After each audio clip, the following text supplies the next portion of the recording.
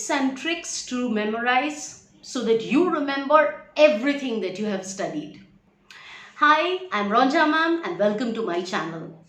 So I have made two videos. This is the first one, and in both the videos I'm going to give you many tips and share many tricks so that you can memorize very easily.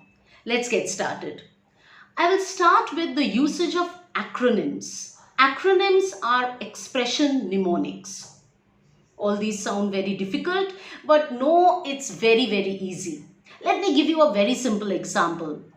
Okay, this is my book, and suppose I am studying, I have to memorize all the industries of different states of India or different countries of the world.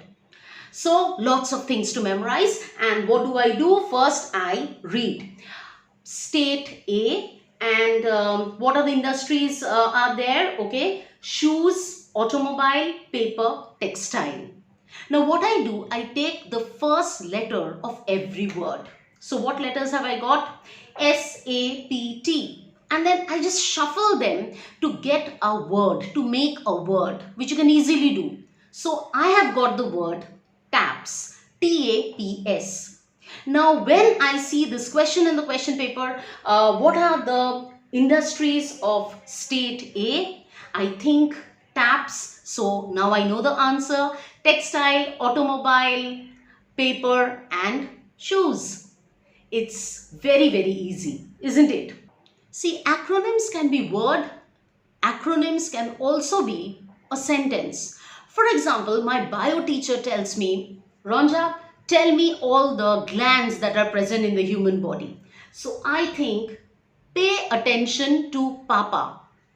I take the first letter of every word. Pay, P, that is pancreatic. Attention, A, that is adrenal. 2T, that is thyroid. And Papa, P, that is pituitary.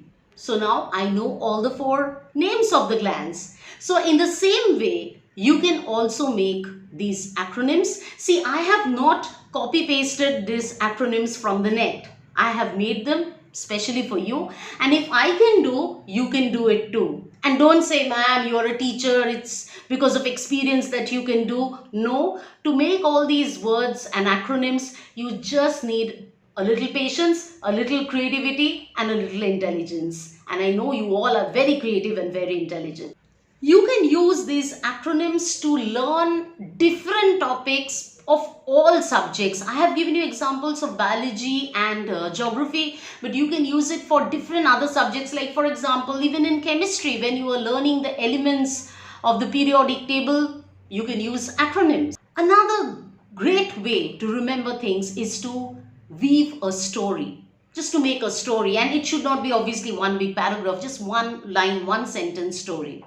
Okay, let me give you a simple example. Suppose here is my notes. I have to study, and I am studying food preservation methods. So now first I read what are the methods: boiling, salting, dehydration or drying.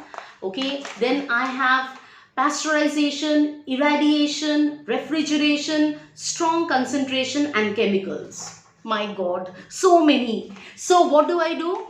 First you write. I'm going to write the first letter of every word. So B, S, D, like this I write down. And then I try to make words out of these and a story, an incident. And of course you can shuffle these letters just the way I had done for taps. So I have done this for you. And what I got? I bowled. Bowled means, you know, when you are playing cricket, I bowled.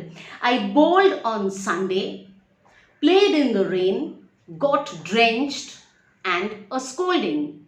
So this is a story that on Sunday you were bowling and you got drenched, you were playing in the rain, and obviously you got drenched, and when you got drenched you get a scolding. So it's very easy to remember.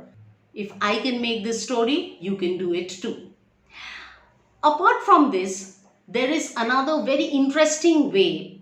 Very common, but mostly you don't use it because of laziness. I am talking about model mnemonics. Sounds difficult? No, not at all. I am talking about diagrams, maps, graphs and flowcharts.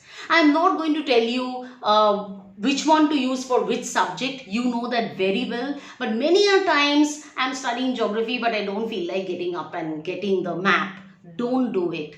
I have finished studying but I don't want to make the flowchart. Don't do it. Don't be lazy. If you follow all these model mnemonics, you will be able to remember very well. Well, I think that's enough for today, but I'm going to come back with more tricks and very interesting tips in my next video, that is part 2 of tricks and tips to memorize.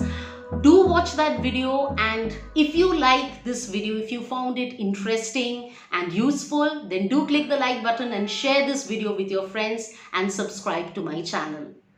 Happy memorizing!